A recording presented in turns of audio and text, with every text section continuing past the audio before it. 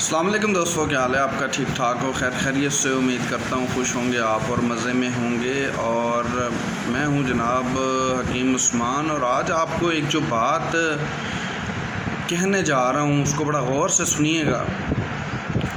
وہ یہ ہے کہ چلیں، ایسا ہے کہ آپ نے کہانیاں تو بہت سنی ہوں گی، آج آپ کو ایک کہانی میں بھی سناتا ہوں۔ ویڈیو کو اینڈ تک دیکھیے گا، بہت مزہ آنے والا ہے آپ کو، اور یہ بہت زیادہ آپ کو زندگی میں، پوری زندگی میں فائدہ دینے والی یہ ویڈیو جو ہے وہ انشاءاللہ ثابت ہوگی۔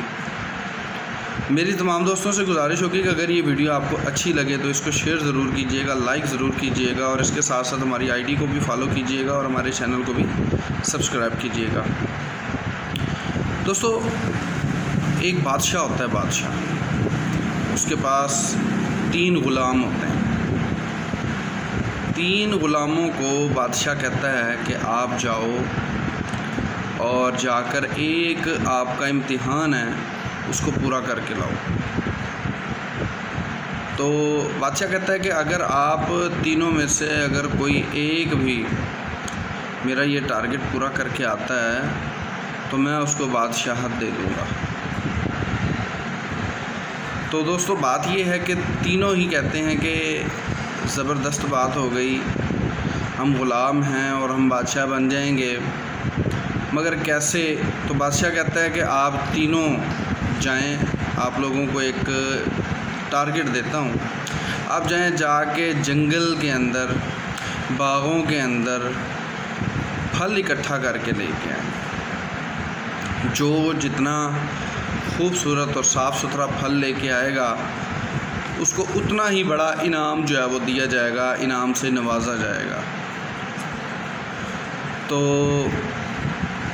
غلام کہتے ہیں کہ یہ تو زبردست ہو گیا کہ زندگی بدل جائے گی ہماری، اور زندگی بھی ایسی بدلے گی کہ ساری زندگی غربت میں گزاری ہے، اب انشاءاللہ عیش و عشرت میں گزرے گی۔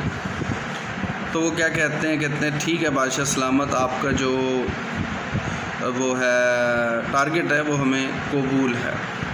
تو وہ کیا کرتے ہیں کہ تینوں ہی نکل پڑتے ہیں گتھلا لے کے جنگل کی طرف۔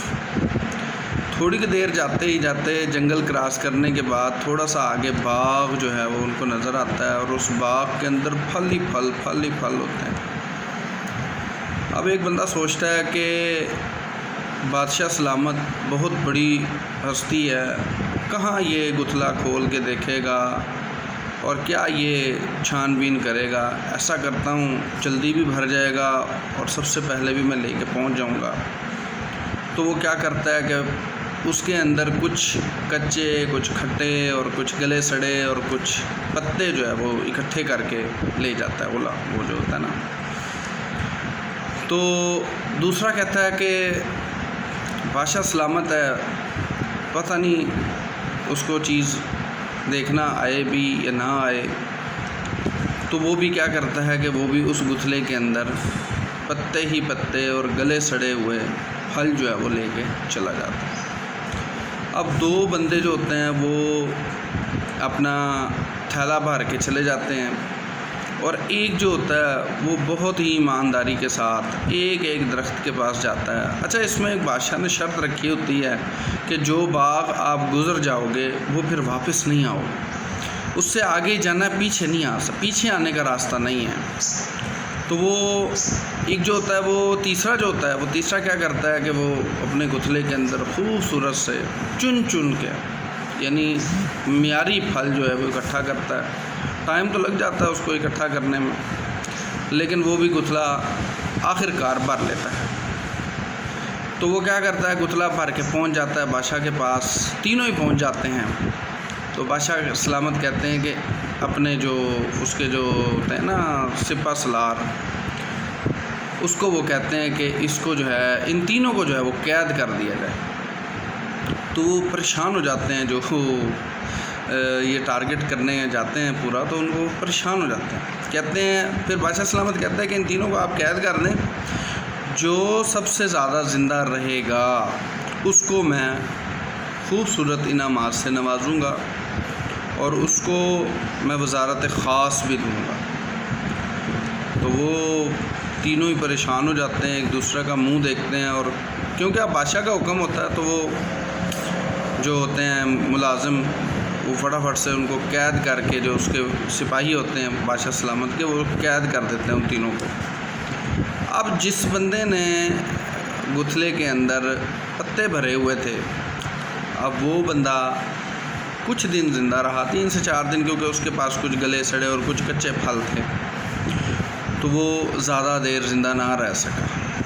اسی طریقے سے دوسرا جو بندہ تھا، اس نے بھی جب گتھلا کھولا دیکھا تو پتے ہی پتے، بس اس کے اندر چند ایک پھل تھے، چونکہ وہ 15 دن سے زیادہ کھانے میں کامیاب نہ ہوا اور وہ زندہ بھی نہ رہ سکا۔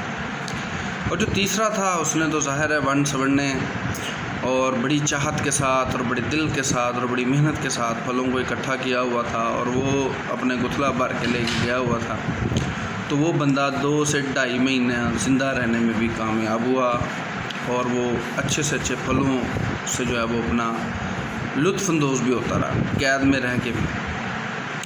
تو دوستو، اس سٹوری کا مقصد جو ہے وہ یہ ہے کہ اسی طریقے سے اللہ تعالیٰ نے ہمیں جو ٹارگٹ دیے ہیں، خاص کر کے نماز، یہ سٹوری اس چیز سے لنک کرنے جا رہے ہیں۔